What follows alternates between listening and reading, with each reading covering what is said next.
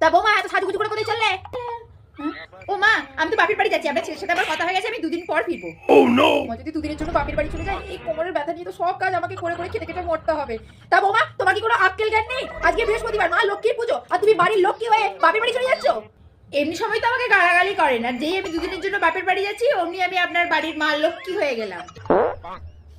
আরে কুরকুরি দে। হ্যাঁ মা, কুরকুরি বল। হ্যাঁ আসছিস? হ্যাঁ মা, আয় আয় তাড়াতাড়ি আয়, আমি তোর জন্য পঞ্চব্যঞ্জন রান্না করে রাখছি, আয়। হ্যালো কুরকুরি, তোমার কিন্তু বাপের বাড়ি আসা হবে না, কারণ আমি বাপের বাড়ি যাচ্ছিলাম, তোমার মা বৃহস্পতিবার বলে আমাকে আজকে আটকে দিল, তাই তোমারও কিন্তু বাপের বাড়ি আসা হবে না, কারণ তুমি তোমার শ্বশুর বাড়ি থেকে বৃহস্পতিবার চলে আসবে, সেটা একটা অমঙ্গল হবে, তাই না? বৌমা, তোমার এত বড় সাহস, তুমি আমার মেয়েকে আসতে বারণ করে দিলে কেন? মা, নিজের মেয়ে যে আসবে বললো, কি পঞ্চব্যঞ্জন রান্না করে তাকে গেলাবে, আর আমি যে শ্বশুর বাড়ি থেকে বাপের বাড়ি যাবো আমাকে বৃহস্পতিবার দেখাচ্ছেন? তাহলে আপনার মেয়ে যে শ্বশুর বাড়ি থেকে বাপের বাড়ি আসবে, তার বেলা কি শুক্রবার হয়ে গেল নাকি বারটা পাল্টে গেল?